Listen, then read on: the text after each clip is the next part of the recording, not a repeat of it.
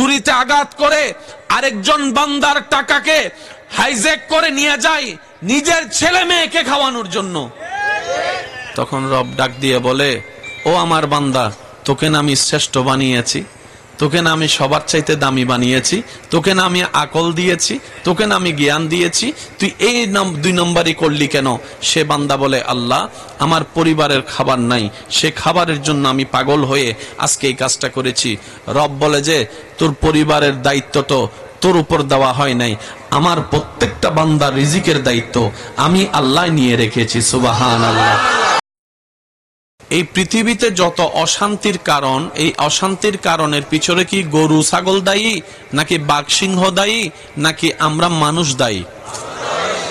যতগুলা কোর্টে মামলা আছে, গরুর কোনো মামলা, সিংহের কোনো মামলা, যত মামলা মানুষের মামলা। একটু জোরে বলেন না। মানুষের ভিতরে খুন খারাপি আছে না নাই? আপনি একটা বিষয় ভাবলে অবাক হবেন, প্রত্যেকটা প্রাণীকে দৈনিক খাবার জোগাড় করতে নিজের জান প্রাণ দিয়ে যুদ্ধ করতে হয়। একটা হরিণ যখন খিদা নিবারণের জন্য জঙ্গলে হাঁটে পাতা খাওয়ার জন্য, সে প্রতি সেকেন্ডে সেকেন্ডে তার মনোযোগ রাখতে হয়, বাঘ আসছে না তো, সিংহ আসতেছে না তো। প্রত্যেকটা সেকেন্ডে তার মরণের চিন্তা মাথায় রেখে তার খাবার জোগাড় করতে হয়। পিঁপড়ার কথা চিন্তা করেন, আপনি আমি হয়তো এমন জায়গায় বসে আছি যেখানে পিঁপড়ার বাসাও থাকতে পারে, কিন্তু খাবারের জন্য বের হয়েছেন দুপুরবেলা, আস্তে আস্তে সন্ধ্যার সময় দেখা যায় মানুষ ভরপুর, এখন সে আসবে কেমনে? হতেও তো, ভাইয়া বলেন না, হতেও তো পারে। আল্লাহ তাআলা মানব জাতিকে এমন সম্মানের আসনে বসিয়ে দিয়েছেন, খাবার অর্জন করার জন্য তাদেরকে মরণের কথা চিন্তা করতে হয় না, যদি তারা আল্লাহর দেওয়া নিয়মে জীবন যাপন করতে পারে। কিন্তু ওই নিয়ম থেকে সরে যাওয়ার কারণে আপনি ইনকাম করে ছেলে মেয়ের জন্য, পরিবারের জন্য, খাবারের জন্য টাকা ইনকাম করে আনতেছেন, আরেকজনে নিজের পরিবারকে খাওয়ানোর জন্য পকেটে টাকা নাই বলে আপনার পেটে ছুরি ঢুকাই দিয়ে আপনার সে টাকাটা তার ঘরে নিয়ে গেছে। এবার সে বান্দা যখন বলে ছুরিতে আঘাত করে আরেকজন বান্দার টাকাকে হাইজ্যাক করে নিয়ে যায় নিজের ছেলে মেয়েকে খাওয়ানোর জন্য, তখন রব ডাক দিয়ে বলে, ও আমার বান্দা, তোকে না আমি শ্রেষ্ঠ বানিয়েছি, তোকে না আমি সবার চাইতে দামি বানিয়েছি, তোকে না আমি আকল দিয়েছি, তোকে না আমি জ্ঞান দিয়েছি, তুই এই 2 নম্বরই করলি কেন? সে বান্দা বলে, আল্লাহ, আমার পরিবারের খাবার নাই, সে খাবারের জন্য আমি পাগল হয়ে আজকে এই কাজটা করেছি। রব বলে যে, তোর পরিবারের দায়িত্ব তো তোর উপর দেওয়া হয় নাই, আমার প্রত্যেকটা বান্দার রিজিকের দায়িত্ব আমি আল্লাহ নিয়ে রেখেছি। সুবহানাল্লাহ। আমার প্রত্যেকটা বান্দার রিজিকের দায়িত্ব আমি কাউকে দিই নেই। সন্তানের রিজিকের দায়িত্ব মা বাবার হাতে দেওয়া হয় নাই। যদি তাই হতো, মা বাবা যাদের ছোট অবস্থায় মারা যায়, সে প্রত্যেকটা ছেলে মেয়ে উপবাসে মারা যাওয়ার কথা ছিল, উপবাসে মারা যাওয়ার কথা ছিল। কথা বলেন ঠিক কিনা? যাদের ঘরে ছাদ নাই তারাও বেঁচে আছে, কোনো না কোনো ভাবে আল্লাহ খাওয়ায়। কিভাবে খাওয়ায় এতদিন বুঝতে পারি নাই, কিন্তু করোনাকালীন সময়কে যদি আপনি একটু ঠান্ডা মাথায় খেয়াল করেন, আল্লাহ যে বান্দাকে সৃষ্টিকে কিভাবে খাওয়ায় সেটা আপনি একটু অঙ্কটা মিলাতে পারবেন। করোনাকালীন সময়ে রাস্তাঘাট কারফিউ হয়ে বন্ধ হয়েছে লকডাউনের কারণে, দোকান বন্ধ, ব্যবসা বন্ধ, চাকরি বন্ধ, ইনকাম বন্ধ, বাজারও লিমিটেড সময়ের মধ্যে দেওয়া হয়েছে খোলার অনুমতি। একটু ঠান্ডা মাথায় খেয়াল করেন, সেই করোনাকালীন সময়ে যেখানে বের হলেই মারধর করা হতো, করোনা হয়ে যাবে বলে এত সেফটি করা হতো, কত কত কত কত কোটিপতি করোনায় মারা গেছে, কিন্তু কত গরিব দিন রাস্তায় হাঁটনেওয়ালা করোনায় আক্রান্ত হয় নাই, মারাও যায় নাই। সুবহানাল্লাহ বলেন না রে ভাই? এমন অনেকে মারা গিয়েছে যে করোনার ভয়ে ঘর থেকে পর্যন্ত বের হয় নাই, নিজের স্ত্রীর হাত পর্যন্ত ধরে নাই, নিজের সন্তানের মাথায় হাত বুলাই দেয় নাই, এই ভয়ে যদি আমার করোনা হয়, আমার সন্তানকে ধরলে আমার সন্তানের করোনা হয়ে যাবে, এইরকম চিন্তার মধ্যে যে ছিল, করোনা কোন দিকে তাকে আক্রমণ করবে, ঘর থেকে ভালো করে বের হয় নাই, বন্ধুর সাথে 3 হাত দূর থেকে কথা বলেছে, মাস্ক একটার জায়গায় 4টা মাস্ক পরেছে। এমন অনেকেই করোনায় আক্রান্ত হয়ে কবরে শুয়ে আছে। আবার অনেকে এমন আছে যারা তেমন চিন্তা করে নাই, আল্লাহর উপর ভরসা করে কাজে নেমে গিয়েছে, আল্লাহ পাক তাদেরকে এইভাবে হেফাজত করেছে। এবার বাস্তবতা দেখা যায় মৃত্যু কি করুণার কারণে? বলে যে না না, যার মৃত্যু যখন রব লিখে রেখেছেন যেই মাধ্যমে, সেই মাধ্যমে মৃত্যু হবে। আর রব যদি মৃত্যু লিখে না রাখে, করুণ 100 বার হলো মৃত্যু হবে না। বলেন সুবহানাল্লাহ। আমার কথা কি কেউ কষ্ট পাচ্ছেন? এবার আপনার একটু আওয়াজ দিয়ে বলেন, এই কথা কি অবাস্তব না বাস্তব? করোনাকালীন সময়ে ব্যবসা বন্ধ, বলেন ব্যবসা, চাকরি, ইনকাম, খাবার, সবাই বলেন, সবাই বলেন। আবার বলছি ব্যবসা, সবাই বলেন ব্যবসা, চাকরি, দোকান, বাজার, রাস্তা, খাওয়া। করোনাকালীন সময়েও আল্লাহ পাক আপনাকে আমাকে 2-3 বেলা খাওয়াই দিয়েছেন। সুবহানাল্লাহ। একটু জোরে বলি ভাই, আমার মাইকওয়ালা ভাই, সাউন্ড বক্স যদি লাউডটা যদি একটু বাড়াইতে পারেন আপনার কষ্ট না হয়, একটু একটু। মাশাআল্লাহ, মাশাআল্লাহ, মাশাআল্লাহ। করোনাকালীন খাবার বন্ধ, বলেন না করোনাকালীন খাবার বন্ধ। কিরে ব্যবসা নাই, খাবার চলে, চাকরি নাই, খাবার চলে, ইনকাম তেমন নাই, তো খাবারটা আসলো কোন জায়গা থেকে? রব বলে যে আমি যে আজীবন তোদেরকে কিভাবে খাওয়াইছি তোরা কখনো টের পাস নাই। করোনা দিয়ে বুদ্ধিমানদের জন্য, জ্ঞানীদের জন্য এই বুঝটা বুঝার একটা রাস্তা আমি আল্লাহ করে দিয়েছি। আমি আল্লাহ রাস্তা করে দিয়েছি। বান্দারে, তুই যখন মায়ের পেটে ছিলি তোর বাবাও তোকে খাওয়াইতে পারে নাই, তোর মাও তোকে খাওয়াইতে পারে নাই, আমি আল্লাহ তোকে খাওয়াইছি। সবাই জানে খাবার জন্য 2টা রাস্তা, একটা হচ্ছে মুখ আর একটা হচ্ছে নাক। যদি মুখ দিয়ে ডুব গিলার ক্ষমতা না থাকে তখন দেখবেন ডাক্তার তাদেরকে নাকের মধ্যে পাইপ দিয়ে খাবারের লিকুইড খাবার ব্যবস্থা করে দেয়।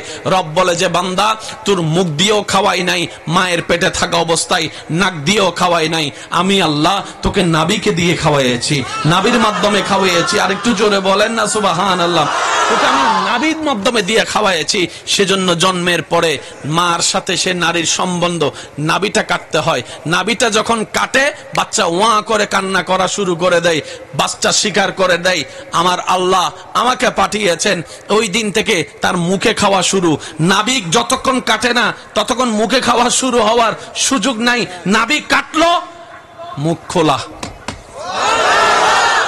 এতক্ষণ খাওয়াইছে কে? জোরে বলেন, খাওয়াইছে কে? এবার নাবিটা কাটার সাথে সাথে মা আমাকে মুখের ভিতরে স্তনটা লাগাই দিল, আমি খাচ্ছি। এবার মা বলে যে আমি খাওয়াই, আমি খাওয়াই। রব বলে যে তুই খাওয়াস না, এখনো আমি খাওয়াই। যতজন আল্লাহর বান্দা এখানে হয়েছেন ফুল ভলিউম একবার বলেন সুবহানাল্লাহ। আমার মনে হয় আশিকদের আওয়াজটা আর একটু বড় হবে, বলেন সুবহানাল্লাহ। মা বলে যে আমার বুক থেকে আমি খাওয়াই। রব বলে যে না রে বান্দা, এখনো আমি খাওয়াই, এখনো আমি খাওয়াই। কারণ তুই যে খাবারটা তোর সন্তানকে, আমি রবের বান্দাকে খাওয়াচ্ছিস, 3 দিন আগেও দুধের মধ্যে সেই দুধ আসে নাই, স্তনে সেই দুধ আসে নাই, 5 দিন আগেও আসে নাই। বান্দা দুনিয়াতে বাচ্চা হওয়ার সাথে সাথে রব্বুল আলামিন মায়ের স্তনে আমার খাবার দিয়েছেন, আপনার খাবার দিয়ে। রব বলে যে রিজিকের মালিক আমি আল্লাহ, আমার সৃষ্টিকে আমি আল্লাহ খাওয়াই।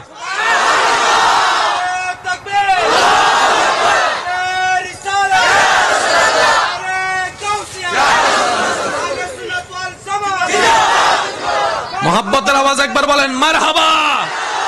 আল্লাহ পাক বলে যে আমার বান্দার আমি খাওয়াই, তুই কে? একটু জোরে বলেন না সুবহানাল্লাহ।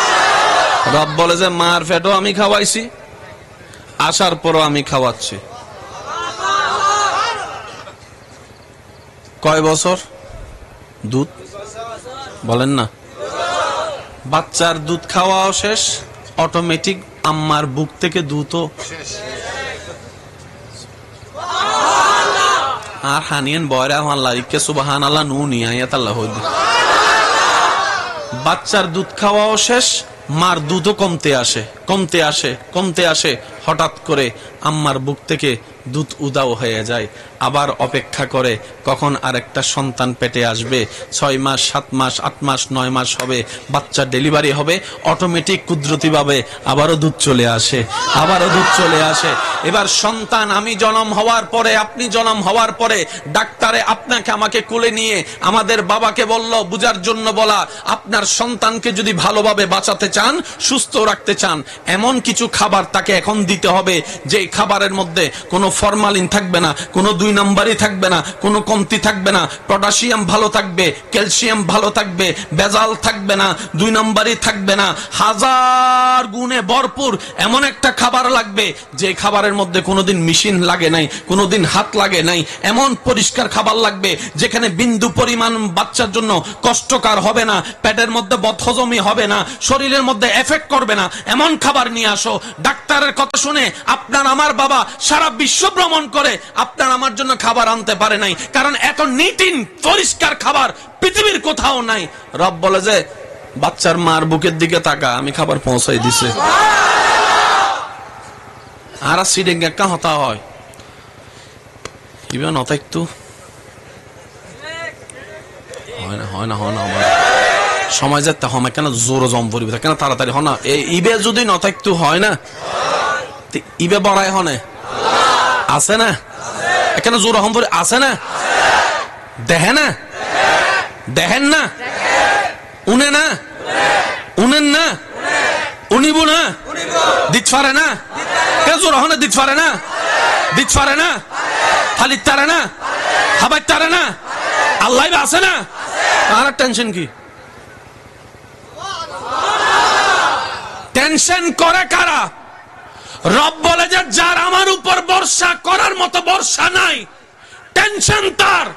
আর যে বান্দা আমি রবের উপর ভরসা করার মতো মন থেকে, ব্রেইন থেকে, চিন্তা থেকে ভরসা করার মতো করতে পারে, সেই বান্দার সামনে যদি আগুনও এনে দেওয়া হয় তার কোনো টেনশন থাকে না।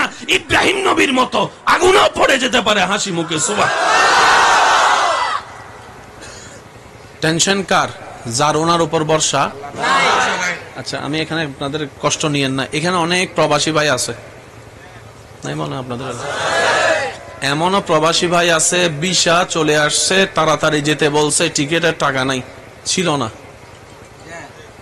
কিন্তু উনি 5 বছর পরে বিদেশ থেকে আসছেন। জিজ্ঞেস করা হলো টিকিটের টাকা পাইলি কই? ব্যবস্থা কি এনে এনে এনে এনে এনে এনে ইল্লে শব্দ নিলে কেন হন না বাজে আল্লাহ এনে এনে এনে এনে এনে এনে এনে এনে সুবহানাল্লাহ। আরো জোরে না হক তার ভাই কলে অনারা রেন্ডে আল্লাহ দিলে গিয়া বিয়ে শাদিত মিদি বইরা দাও না, এবারে ক্ষমত ফালা দিলে হদ্দুর ক্ষমত দত দাদা হসত 100 হানা হজনের গরণ হানা দত যদি 100 জনের দে হানা করে দে 150 বা কে আর দাদা বালা করে জানা কিছু বেহাইয়া আছে নমাতে দেন নমাতে এইসব যুবক করে নমাতে দে দত দিয়ে 100 জনের হানা করে যদি 200 জন হদা দায় দুম গিললে হদা আর না হদম বেহাইয়া আছে ইতে দত সারা হাই না দত সারা দত হন হারাম জিবা হাইতে লাগ দিবে জোর হ না দুঃখ গিলতে লাগ দিবে ফেটত জাত দিবে আল্লাহ আর হেফাজত করুক। আরো জোর হন। আবার 10 জনের 3 জন দত দিলে 30 জন যায়। মামতো ভাই স্বাস্থ্য ভাই হালতো ভাই জাগতো ভাই বেগুনের হোসাইয়েরা যায়। মনত রাখবেন অনর হনর হারানো যদি মাইয়ের বাপ ফুয়ার বাপ হানা শট ফরানোর হারানো যদি বেজ্জুত হয় ইনার দাইবার ফুরান অনর হান্দর কেন নমাতের দ্বারা জোর হ না এতালে মনে রাখবেন দত দিব দে 5 জনরে যাবেন দে 3 জন দত দিবে দে 6 জনরে বুদ্ধি করে যাবেন দে 6 জন বাকি আছে 6 জন ওই বিন বুলাইয়ে দুও বেহাইয়া হাই ফেলাইলো নমাতের ঠিক না বেঠিক ভাই ভাই এর দত দিলে যখন ফরিব না ফরিব মামলা তাই বুঝে ফিসুদি দাওয়াত তাই বুঝে সাম্মদি। তো কেউ যদি হয় তোর ভাইউল্লাহ তোর সম্পর্ক বাড়ানো তুই তোর ফুয়ার বিয়ে কি লেখছিস যে অনুত্তর দিবেন দে ফুয়াই বেইতে জন্ম দিয়ে দে ইতে বাপ ঠিক আছে আমিও তো ফুয়ার বাপ ইবো তো আর ফুয়া ইতাল্লাহ না জামিলই আর ফুয়াল্লাহ জামিলই না সুন্দর করে যাবেন, দদ ন দিলেও যাবেন। ওই জন্য আমাদের তো এই সম্পর্কে দদ ন দিলে যাবেন। অনেক ছোট ভাইয়ের ফোয়ার বিয়ে, মাইয়ের বিয়ে, অনেক বড় ভাই হিসেবে যাবেন। কিরে আমা ক্যাঙ্গরর শর্মা কি তারা হইতে না বাইরেও, কিন্তু সমাজত অনর নাম উড়ি যাব হদসা এত মামলা তো অনর ফর নিজের বাইয়ের ফোয়ারে মাইয়ের বিয়েত মিদি গেই বড় চাচা বড় জায়গা সত্যি করে হংসা বাজে সম্মান বাড়িব না হমিব এন তো দেখতারে ওই শর্মর হারণে যে মিললেন নাই আজি এ ফোয়া মাইয়ের বিয়ের উছিলা হইলো জনের হারণে ওই শরমিয়েন ভাঙ্গিয়ে রে বাই বাই হইলো দেখা হইয়া যেতারে এক টেবিলত বইয়ের হানা হয়ে যেতারে হতা হন ঠিক না বে ঠিক। আল্লাহ আর পালন করিবার তৌফিক দাও। মনে রাখবেন বান্দা যখন ভালো কাজে এক কদম আগায় রব্বুল আলামিন তার রাস্তাটা সহজ করে দেয়। শয়তান এসে ঝামেলা সৃষ্টি করে, যেমন ফজরের নামাজের জন্য উঠতে চাইলে উঠা যায় না, কিন্তু ফুটবলের জন্য যদি উঠতে চায় 3টা বাজে উঠে যায়। আমি কি বুঝাতে পারছি কথা? একটু জোরে বলেন না। ভালো কাজের মধ্যে 10 জনের মধ্যে 2 জনও পাবেন না, খারাপ কাজের মধ্যে দেখবেন সবাই আছে। দুধের উপকারের কোনো বলে শেষ করা যাবে না, অথচ সেই দুধ যে বিক্রি করে মানুষের ঘরে ঘরে গিয়ে ভিক্ষুকের মতো দুধ বিক্রি করতে হয়। অথচ যে মদের মধ্যে ক্ষতির কোনো অভাব নাই, সে মদ মানুষ দোকানে গিয়ে দামি দামি টাকা দিয়ে বড় বড় টাকা দিয়ে সেই মদগুলা কিনে খায়। আমরাই নিজেদের পায়ে কোরাল মেরেছি। ইমানদার ভাইয়েরা মনোযোগ আছে? জোরে বলেন মনোযোগ আছে? রব বলে যে বান্দা জামিলা কি, একটু শুনেন। রব বলে যে বান্দা তোদের ভিতর জামিলা কি নিয়ে? বান্দা বলে আল্লাহ 1 নম্বর জামিলা। ভাই একটু খেয়াল করেন, আমার মার পেট, আমার বাবার পেট, আমার বউয়ের পেট, আমার 5 সন্তানের পেট, আমার 2 জন ঘরের মেহমানের পেট, 10 জনের পেট, আমারটা না হয় বাতে দিলাম। রব বলে যে বাত কেন দিবি, তোরটাও ধর। কয়টা পেট? আল্লাহ আমার ঘরে 11টা পেট। রব বলে যে তোর বউ কয়জন? 1 জন। রব বলে যে তোর বউটা আমি আল্লাহর কি? বান্দা বলে যে আল্লাহ এটা তোমার বান্দা। তো তোর বউয়ের উপর যদি তোর দায়িত্ব থাকে, ওই বান্দির আল্লাহ হিসেবে আমার কি দায়িত্ব নাই? তো তুই টেনশন করস কেন? আমি আপনাদের একটা শর্টকাটে বুঝাই। আল্লাহ পাকের রহমতে কম বেশি সবার পকেটে টাকা আছে না? যার পকেটে টাকা সেটা তার টাকা, ঠিক না?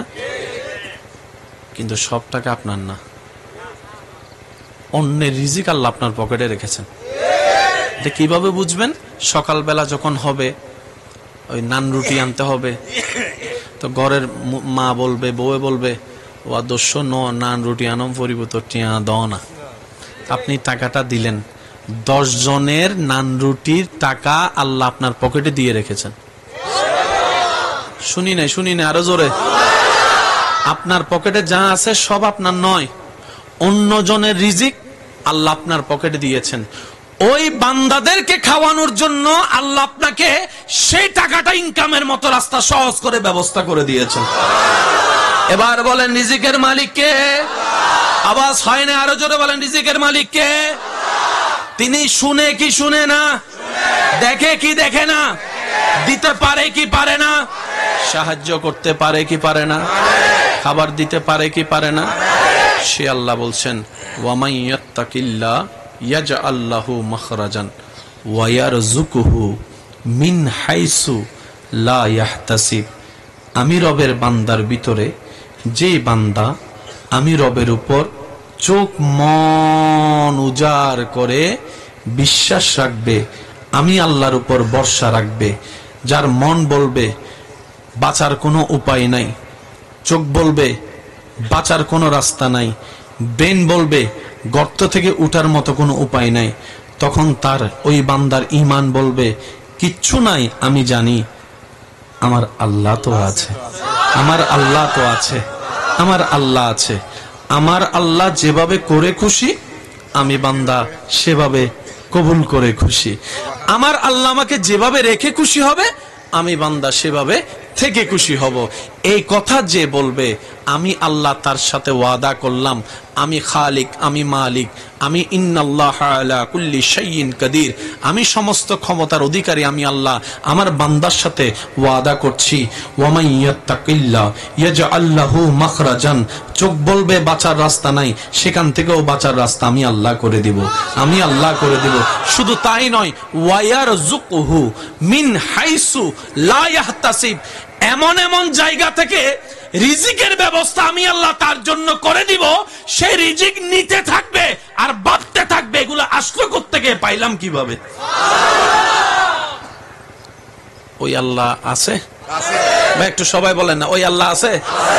হুজুরের দেরি হয়ে যাবে আবার, সেজন্য বলেন, সবাই বলেন ওই আল্লাহ আছে? ওই আল্লাহ দেখে, ওই আল্লাহ শুনে, দিতে পারে। এই বর্ষাটা যদি রাখতে পারি তাহলে আমাদের পেটের চিন্তা শেষ, বলেন না, পেটের চিন্তা। এবার আসেন দ্বিতীয় নম্বর আরেক ঝামেলা কি নিয়ে,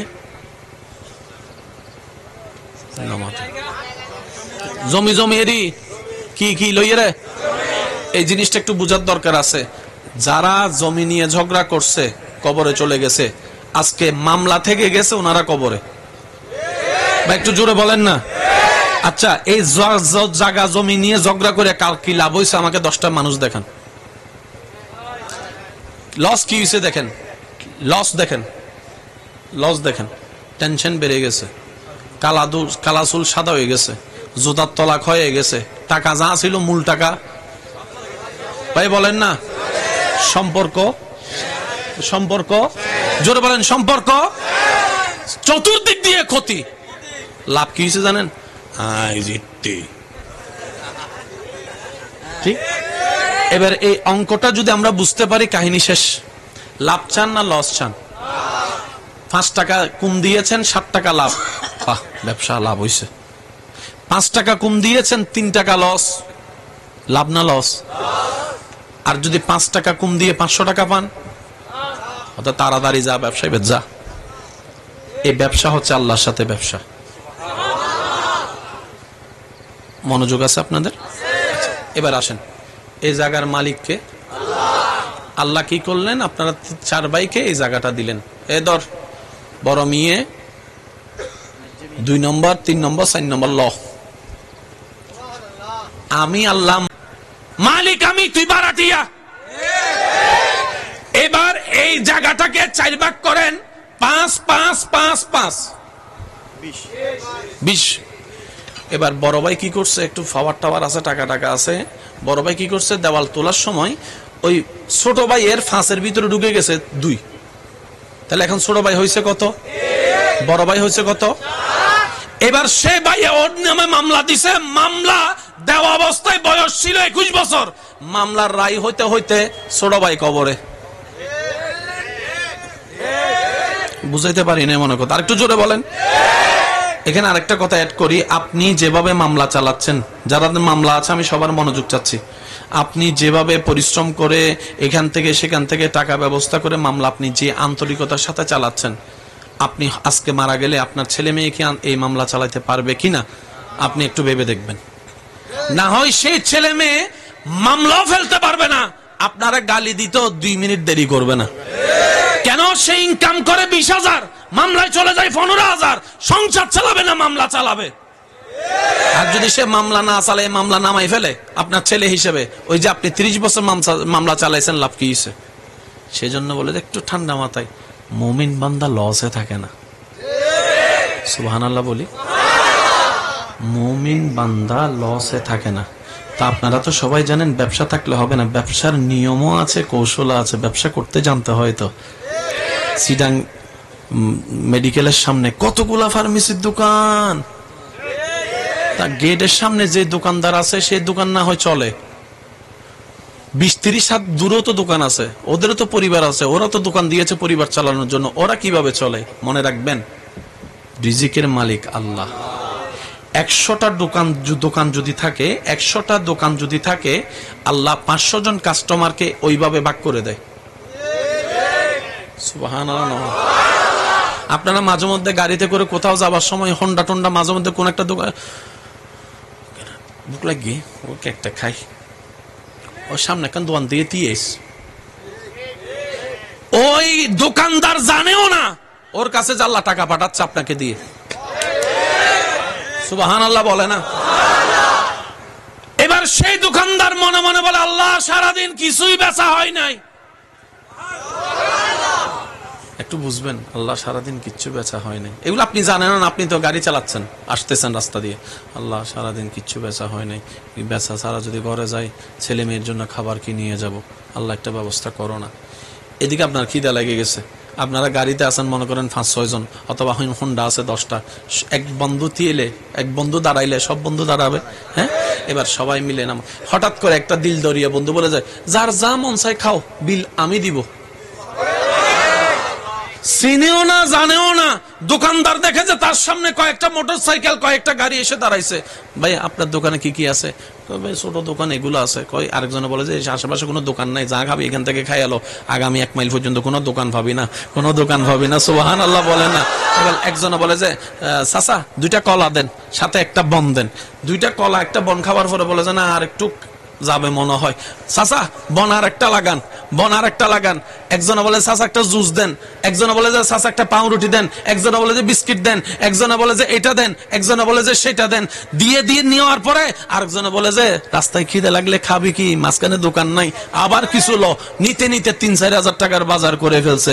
এক মুহূর্তে আল্লাহ পাক সেই রিজিকের ব্যবস্থা করে দিয়েছে। ওই আল্লাহ আছে, তো আল্লাহ চাই কি? আল্লাহ পাক বলে যে তুই 2 নাম্বারই করার দরকার নাই তো, আমি আল্লাহ আছি তো। তোর বাইজাল করার দরকার নাই তো, আমি আল্লাহ আছি তো। 1 নাম্বার বিষা বলে 2 নাম্বার দেওয়ার দরকার নাই তো, আমি আল্লাহ আছি তো। তোর 1 কেজির মধ্যে আধা কেজি কমাই দেওয়ার দরকার নাই তো, আমি আল্লাহ আছি তো। তুই বর্ষাটা আমার উপর রাখ, বর্ষাটা আমার উপর রাখ। সুবহানাল্লাহ বলেন না?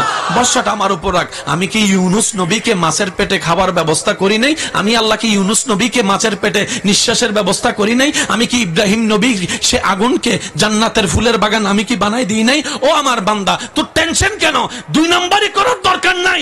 জীবনে যাই হোক এতটুকু ভরসা রাখবি, আমার আল্লাহ আছে, আমার আল্লাহ আছে, আমার আল্লাহ আছে।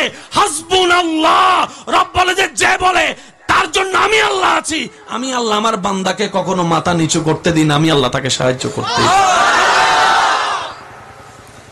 এবার বলেন জায়গার মালিক কে? আল্লাহ। থাকতে দিছে কে? আল্লাহ। মালিক কি ভাই না আল্লাহ? আল্লাহ। 4 জনকে দিছে কে? আল্লাহ। এবার যখন ছোট ভাইয়ের 2 ইঞ্চি খাইয়ে ফেলছে, ছোট ভাই যদি একটা কাজ করত, মামলা জিতে যেত। ওই ব্যবসা হইবে 5 টাকা দিয়ে 5,000 টাকা হইবে, হইম না আমা যে লাভ, তাহলে গজ্জুম তো ইনশাল্লাহ ব্যবসা হইবে। আপনি ওনার নামে মামলা দিয়েছেন কোন দেশে? বাংলাদেশে। বলে না কোন দেশে? কোন অধিকারে? বাংলাদেশের নাগরিক হিসেবে। আপনি কিন্তু পাকিস্তানের নাগরিক হলে সেই মামলাটা ওভাবে দিতে পারতেন না, এটা আপনাকে অন্য ওয়েতে যেতে হতো। বাংলাদেশের আইনে, দেশীয় নিয়মে আপনাকে সেই মামলা দেওয়া লাগছে, আপনি বাংলাদেশের নাগরিক হিসেবে। ঠিক আছে? এবার আপনি সরকারের কাছে একটু মনোযোগ, এই যে আপনি সরকারের কাছে, আদালতের কাছে মামলাটা দিলেন কেন? বিচার পাওয়ার জন্য, ন্যায় বিচার। আমি বাংলাদেশি, সেও বাংলাদেশি, আমার জায়গা সে খাইছে 2 ইঞ্চি, আমাকে জায়গাটা বুঝাই দেন। আদালত পারলে বেশি থেকে কি করবে? তার জায়গা তাকে দেওয়া হোক, না দিলে এরকম এরকম হবে। রায় দিছে, সে দিছে আবার আরেকটা আপিল কইরা, আবার চলো 30 বছর। শেষ পর্যন্ত এও খাইতে পারে না, এও খাইতে পারে না। এবার বলেন, যে জায়গাটা খাইছে সে আপনার কি? বলেন না, আপনার মার ছেলে। বলেন আপনার মার, আপনার বাবার, আপনার আল্লাহর, আপনার আল্লাহর। আপনি যদি একবার বলতেন আল্লাহ আমিও ভিখারি, আমার ভাইও ভিখারি, আমিও বারাটিয়া, আমার ভাইও বারাটিয়া, তুমি দয়া করে থাকতে দিয়েছো, আমারটা তোমার বান্দা দখল করেছে, বাকি বিচার তোমার। খাইছে কয় ইঞ্চি? আল্লাহ পাকের ওয়াদা, মান জা বিল হাসানাতে ফালাহু আশরু আমসালিহা। আল্লাহ আপনার আমলে, না হয় আপনার ছেলে মেয়ের আমলে, না হয় আপনার নাতির আমলে, ওই যা খাইছে তার চাইতে আরো 10 ডবল সম্পত্তি আল্লাহ আপনাকে দিবে, শুধু ধৈর্য ধরার কারণে, ধৈর্য ধরার কারণে, ধৈর্য ধরার কারণে। বলেন না সুবহানাল্লাহ। ওই মামলার রায় পাইতেও পারি, নাও পাইতে পারি, কারণ ওইখানে তো অনেক সময়, কিন্তু আহকামুল হাকিমিন তো জাররা জাররা হিসাব করবে। তা আপনি যদি বলতেন আবার যদি মামলা দেওয়ার সময় ইয়েন হয়তো ও আল্লাহ আর বদ্দা ক্যাঙ্গর তাহলে মামলা হইতো না মাথার তো আর বদ্দা হইলে আল্লাহ দিন তোরা ভাই ভাইয়ের ব্যাপার ইন আর গাহর। আপনি যদি বলেন আল্লাহ আপনার বান্দা কি করে দেখেন, বুঝে আর উজুরুর ফোয়ায় যদি মোবাইল ভাঙ্গে অনেক গুণাগারি কি উজুরুর ফোয়া তুলেবেন দেন উজুর উত্তুন উজুরও দিব না নদিব কে ফোয়াইবার ভাব দে জাগা হাই দহনে বান্দা হন না জাগা হাই দহনে ইবের অভিভাবক আছে না ইবে অনার ফোসাই দিব তো সুবহানাল্লাহ না হর। সেজন্য বলা হয় ধৈর্য ধরলে সহ্য করলে নিয়ামতের অভাব হয় না। আমাদের সমাজে একটা কথা প্রচলন আছে, দ্রুত শয়তানের কাজ, তাড়াহুড়া করা শয়তানের কাজ, আর সবর করা আস্তে আস্তে সহ্য করে কাজ করা এটা হচ্ছে নবী রাসূলের আল্লাহর প্রিয় বান্দাদের কাজ। তো ওই মামলা দিতে আমি নিষেধ করি না, এটা আপনার ব্যক্তিগত ব্যাপার। এই মামলাটা একবার দেন, আল্লাহ তোমার বান্দা দেখো না কি করে, এমন দরা ধরবে আফ মরিবু লাডিও বাইনতেন। তাহলে ফেডের জামিলা শেষ, জমি জামিলা, এবার আর কি কি জামিলা আছে বাইর করেন। যত জামিলা আছে মনে রাখবেন প্রত্যেকটা জামিলার সমাধান ইসলামের মধ্যে আছে। ইন্নাদ-দীনা ইনদাল্লাহিল ইসলাম। আমার ভাই একটা শব্দ বলেছেন সুদ, সুদের সাথে সম্পর্ক, সুদের সাথে সম্পর্ক লোভের সাথে আছে। দুইটা জমি আছে আর আরো 5 কান লাইব, একটু জোরে বলেন না, আর একটু জোরে বলেন। এবার বলেন বর্ষা যখন রবের উপরে, প্রেমটা যখন নবী মুস্তাফার সাথে, সুবহানাল্লাহ বলেন। আমি শেষ কথা বলে বিদায় নিচ্ছি। মানুষকে কন্ট্রোল করা যায় দুই ভাবে। কয় ভাবে? আমি হুজুরদের একটু মনোযোগ চাচ্ছি। অবাদ্দা, মানুষ কন্ট্রোল হয় দুই ভাবে। বলেন কয় ভাবে? হয়তো ভয়ে নয়তো প্রেমে। আর একটু জোরে বলেন না। ওই বন্ধুরে এতবার হই দে সারি দে, বিয়ের পরে যা তুই হই তো বন্ধু আইয়ের হদ্দা 7 বছর ধরে বুঝাই দিস না সারাত দেখিলে ইয়া তো সারি দিস হদাইন হাই লিবে গোস তো ইবে হষ্ট ফকি নাই নসাই, ইবে হষ্ট ফকাই নসাই। ইবে কি বয়ে না প্রেমে? জোর হনিবে কি বয়ে না প্রেমে? এক স্কুল মিদি যদুন সার আছিল ফকলে ফরা শিখতো দে হারগো, ঠান্ডা সারর গো না গরম সারর গো? কেয়া অদূরে ফেলে বুঝে মাথো না, মাথো না, মাথো না। মানুষ কন্ট্রোল হয় অনলি টু ওয়ে, হয়তো বয়ে নয়তো প্রেমে। শিক্ষক সেটার পড়াই শিখেছি যিনি কথার আগেই শুধু মারতো, আর যে স্যারে আদর করতে করতে ছেলের মতো বাবালে জীবনও এই স্যারের পড়া কেউ শুকিয়ে নাই, বরং স্যার এক দরজা দিয়ে ঢুকলে, এমন অনেক ছাত্র এখানেও আছে। আর একটু জোরে বলেন না, আছে না নাই? কারণ সেখানে ভয় নাই, হয়তো ভয়ে না হয় প্রেমে। এবার আল্লাহ সিস্টেমটা কিভাবে দিয়েছেন দেখেন। আল্লাহ পাক বলে বান্দারে ইত্তাকুল্লাহ, ভয়টা আমি আল্লাহকে করো, ভয়টা আমি আল্লাহকে। সুবহানাল্লাহ বলে না। ভয়টা মানুষ কন্ট্রোল হয় লাইনে থাকে কয় ভাবে? দুই ভাবে, হয়তো ভয়ে না হয় প্রেমে। রব বলে যে তোমাকে কন্ট্রোল রাখতে হলে ভয় অথবা প্রেম দুটোটাই লাগবে। তো ভয়টা আমি রবকে করো, ইত্তাকুল্লাহ লা ঈমানা লিমান লা মুহাব্বাতা লাহু। নবীকে দিয়ে আল্লাহ বলেছেন উম্মত মুহাব্বতটা প্রাণ মন উজাড় করে আমি মুস্তাফাকে কর, ভয়টা আল্লাহকে পা। আল্লাহ পাক আমাদের সবাইকে বুঝার তৌফিক দান করুক, এই মাহফিলকে কবুল করুক, আগামী বছরের ইচ্ছেতে সুন্দর আয়োজনে মাহফিল হওয়ার তৌফিক দান করুক। আপনারা যারা এসেছেন এটা আপনাদের মাহফিল, আপনাদের গ্রামের মাহফিল, ইজ্জতের মাহফিল। কমিটির ভাইদেরকে আমি আন্তরিক ধন্যবাদ জানাচ্ছি, ওনাদের আন্তরিকতা সহযোগিতা আমাকে মুগ্ধ করেছে। আর এই আলোচনার মধ্যে আমার ভাই আলোচনা করবেন, আপনারা সুন্দরভাবে শেষ পর্যন্ত থাকবেন।